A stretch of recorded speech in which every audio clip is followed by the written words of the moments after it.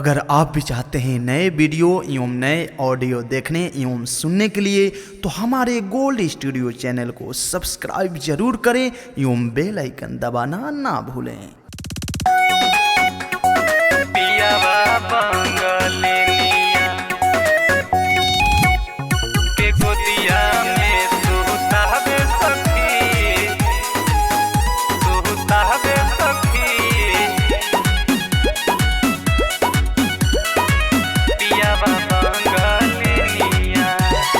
जहिया से पुरु बाबा गईले फोन मोना उठावे सखी।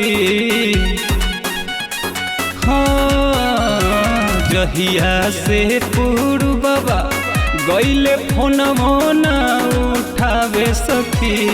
पियावा बंगलिनिया पियावा बंगलिनिया के गोदिया में सुतावे सखी।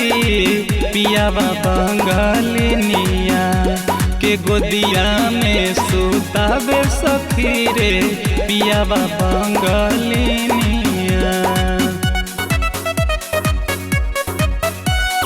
पियावा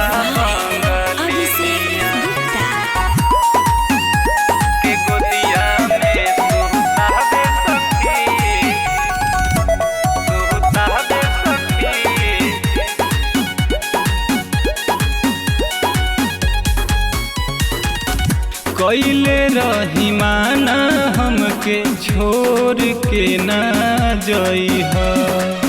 दुख सुख काट ले हब इहाँ में कमइह। हो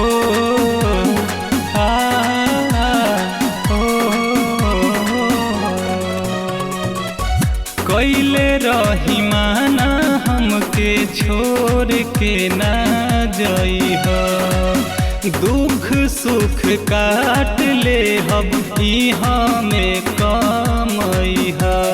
जीवन के कमाई सब करे पर लुटावे सखी। हो जीवन के कमाई सब करे पर लुटावे सखी। पियावा बंगलिनिया पियावा बंगलिनिया के गोदिया में सुतावे सखी। पियावा बंगलिनिया के गोदिया में सुतावे सखी रे। पियावा बंगलिनिया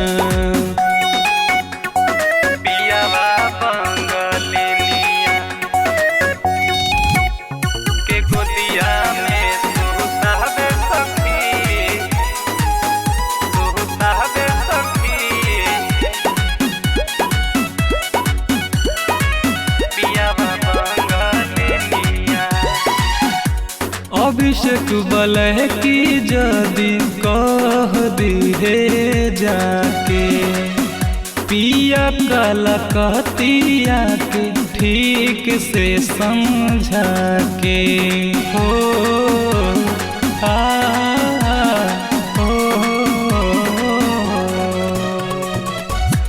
रोशन बलय की मोनू कह दिहे जाके। पिया कलकतिया के ठीक से समझा के। उनका बिना मनवा हमर तनियो नहीं लागे सखी। ओ उनका बिना मनवा हमर तनियो नहीं लागे सखी।